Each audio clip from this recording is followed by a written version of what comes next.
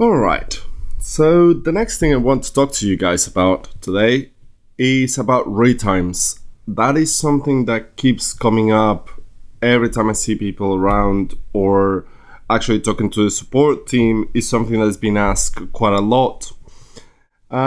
So I want to show you a few ways of using retimes and setting them up when you do transcoding and when you do create comp. In this project and in the last tips and tricks, I showed you how I set up kind of the soft effects for the shots that have been retimed. There's quite a few shots that have been retiming here,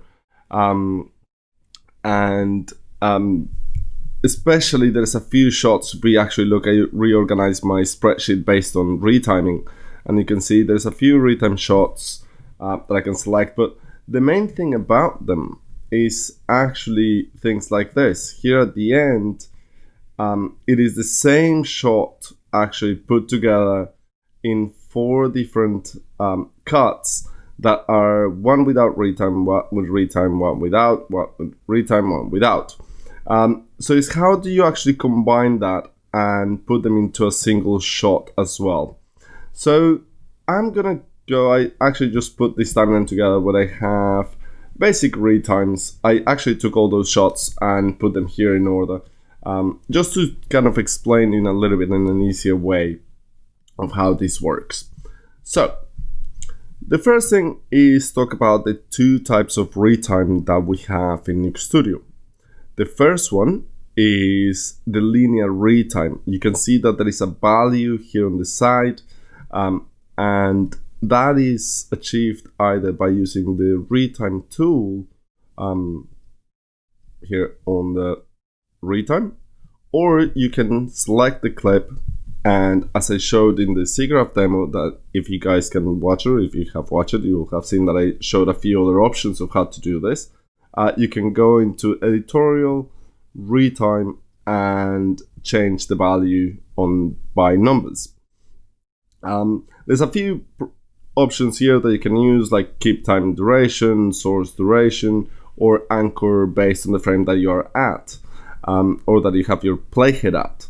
And again, at the SIGGRAPH demo, I showed how to use the different options in the spreadsheet to work with the retimes. So if you haven't looked at that, I suggest you to go and have a look at that as well. Now, the other type of retime is when you need a non-linear retime. That obviously is the idea of using a soft effect to do that, and that's done with the time warp. So if I load I'm gonna clear my properties for a second, and I'm gonna load that time warp, and if I go into my curve editor, I'll be able to see that in this case, it's actually quite linear. I have a different one, I think is this one, but it actually has some curves there. So if I select just this one, there. So this one is a very easy in and easy out on the retime, and just to make kind of a nice smooth movement when the kid is actually doing the dancing. So those are the 2 types of retimes and the 2 ways to apply them. Again, you have the linear retimes that can be applied with a tool, or you can apply with a soft effect with a retime. Now, this is to my source footage. Now I want to create comps, or I want to transcode this footage. So if I'm going to do transcode or the create comp, I need to define how am I going to use these retimes on my exports.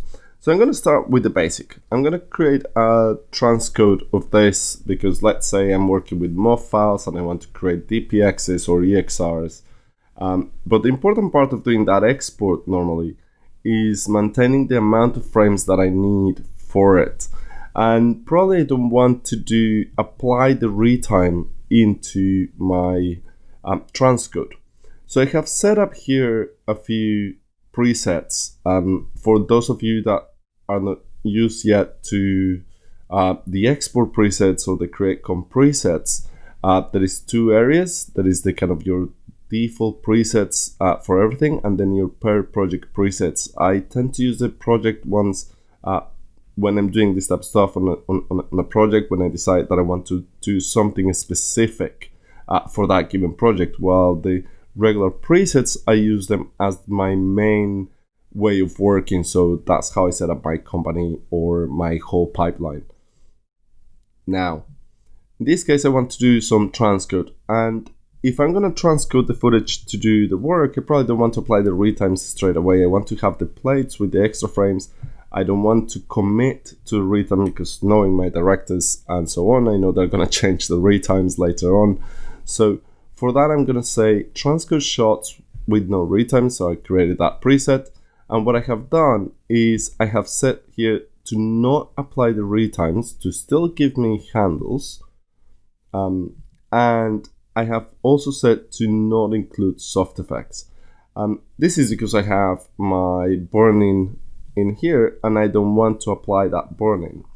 This includes soft effects, relates to all soft effects except for the time warp. And I'll show you that in the next shot when I do that transcode.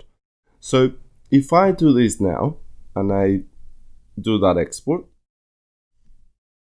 I'm going to export, I'm going to put this on my folder, right? So let's do, so I'm going to use my transcodes, and as you can see, it's going to go and transcode that. Now, the important part of this is bringing that footage back, because I'm going to use it for the create comp. Now, when I'm going to bring it back, I'm going to bring it back based on the tag information that I just did. So based on that export, it has a tag that tells Nuke Studio where that file is. So I'm just going to right click, build track from export tag, and that's going to create, I'm going to call that track called transcodes and build. And now I have a track that has that new footage. And the important part of this is that it copied the actual retime to it. And as you can see, now I have the right handles that I wanted, which is 12 frames in each one. While on the original file, I had 23 on one side and 41 on the other side. And that has applied my retime correctly and applied to my transcode. Now, if I'm going to do the same with the time warp, I can actually just go and say effects, sorry, export, and I'm going to again say no retimes. But this time, just to show you the difference and make sure that when you include effects, you see that it doesn't include the time warp. Time warp is not part, again, of this include effects. So if I say not to apply retimes and I include effects, it's not going to include that time warp. So I'm going to export that. And it's going to go and export. I'm going to save that preset for a second. Yes. And while that does it, while that exports, I have no problem. I'm just going to go and say build track from export tag. And again, I want that on my transcodes track as without the S, and I think build. And there you go. So as you can see, what it has done is it has rendered the right amount of frames that I needed and added my time warp on top of it. So now I have my shot again with the right frames and with the correct time warp attached to it. And this is because I don't want to commit again to the retimes yet. The moment I want to commit to retimes is when I create a comp and I want to define how am I going to use those retimes. One of the major points here is remember that on the timeline, you're only going to see frame duplication for the retimes. You're not seeing full motion calculation on it. And that's a very important part of this, because when I'm going to go and create a comp with the retimes for these shots, if I come and create a comp for this, say create comp, I'm gonna use create comp special because I'm gonna select one of my create comp applying the retimes, and I'm gonna use the apply retimes option, and I'm gonna make sure that there is no soft effects on this one for now, because I don't want, actually no, I don't have any problem with that. So include soft effects either way, and I'm gonna say create comp. And now I have a comp that if I double click and look at the node graph, now it has applied that retime by adding a no flow node that equates to the linear retime. I'm just going to put this on this side so we can compare the timeline to my node graph. So here we go. So now I have my footage with my overflow, and it's ready to render again with my handles and everything on it. So I should have again 12 handles, but as you can see now, this clip, this comp container does not have the retime as we do in the other two clips. Now I'm going to do the same for the case with the time warp, just to show you a little bit of the difference there. And when you create this one with the apply retimes, one of the main things is going to create the comp exactly the same, but instead of having the overflow, is going to have a time warp node. Now, one of the things I forgot to mention before on the linear retiming, because we are using overflow, when you're doing the create comp, one of the options that you have on your Nuke script is the retime method. And I can define if I want to use blend or frame or motion estimation or none. So remember that these will only apply for the linear retimes, as this is an option that is set for the overflow node.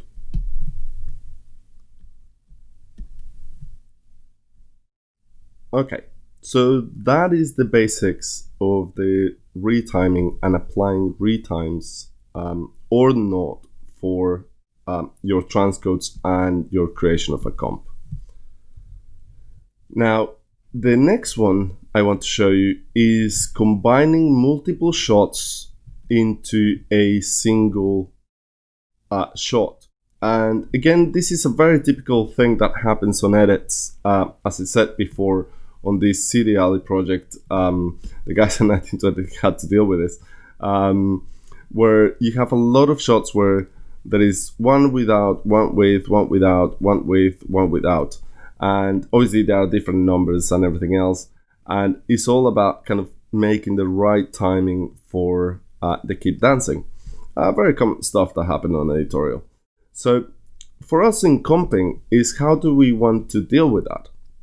So again, there is, depending on your pipeline, you will decide to comp with the retime on your comp or at the end of your comp, or you want to comp for the whole length and then do the retime after. The problem is in some of these shots, you'll have, if you have these combinations, you probably will have to add those retimes either way, straight away, to be able to get the shot working correctly. So for that, you have two options. You either select all the shots. In this case, I haven't renamed the shots, so I'm using all the camera source names for this one for a moment. And again, I have one non-linear retime, one part of the shot without, and one with a linear retime. So what I'm going to do is select my clips and say effects, create comp. Again, I'm going to use create comp special. And the only reason is because I'm going to use the apply retimes. So I'm going to create a comp with applying the retimes and also applying the soft effects. And in this case, the soft effect, as you can see, I have applied a mirror effect that is inside the actual source clip. So I want to make sure that that is added into my comp. So I'm going to go and say create comp. And now I'm going to select which one is going to be my main track. And normally in these type of cases, I normally select that my main shot is the first clip. So it's the one from 87 to 94. I want to add a single comp across all shots. And I'm going to say OK.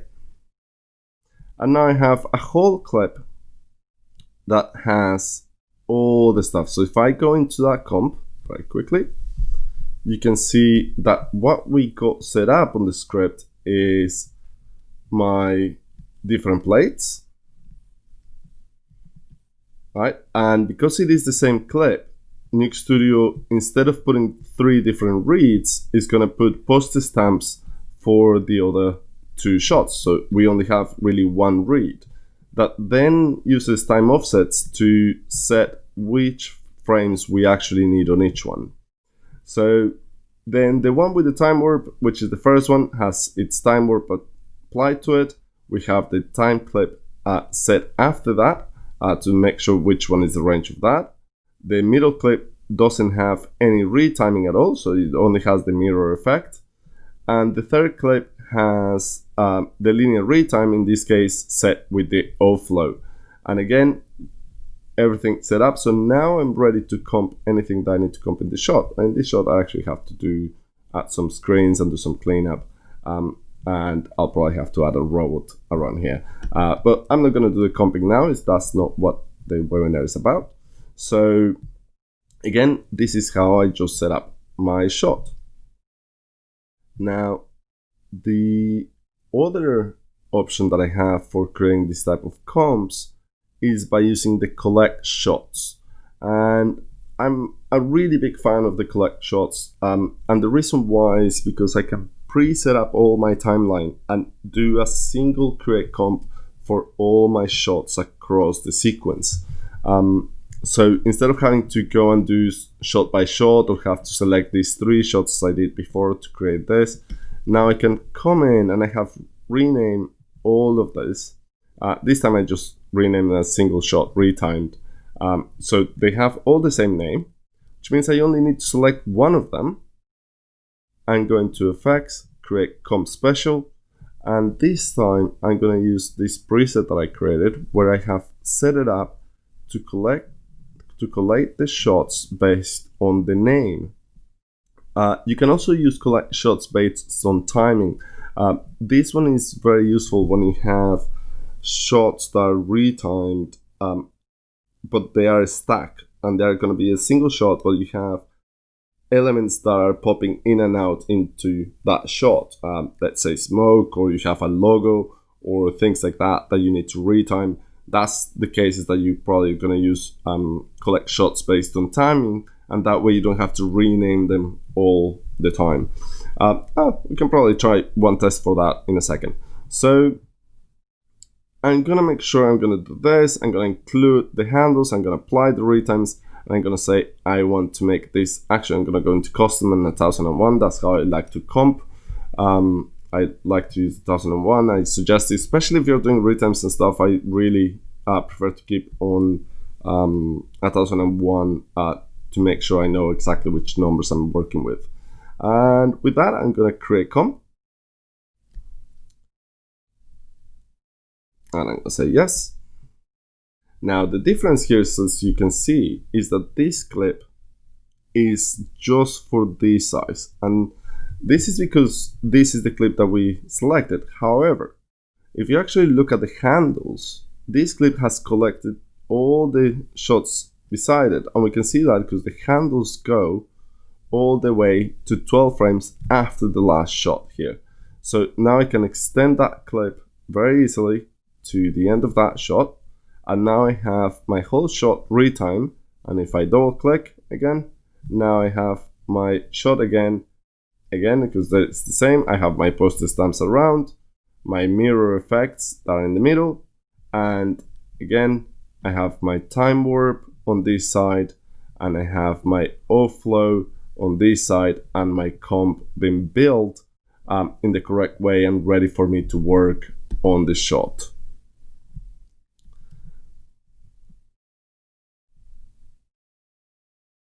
So that is the way to deal with retimes I should probably show you.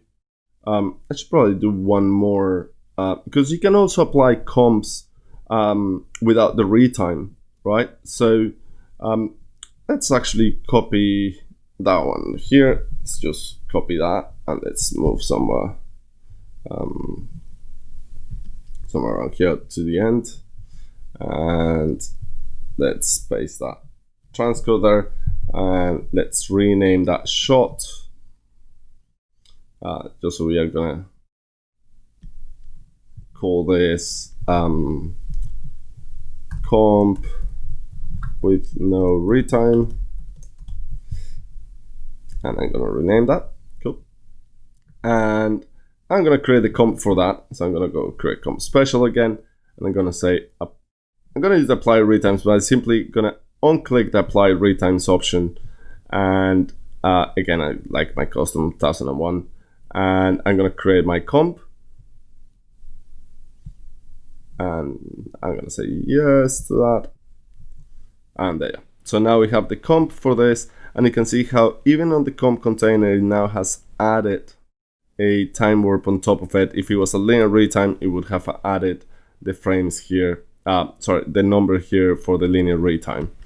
So there you are. That's how you deal with, or the best ways to deal with retimes and creating comps or transcoding in Nuke Studio.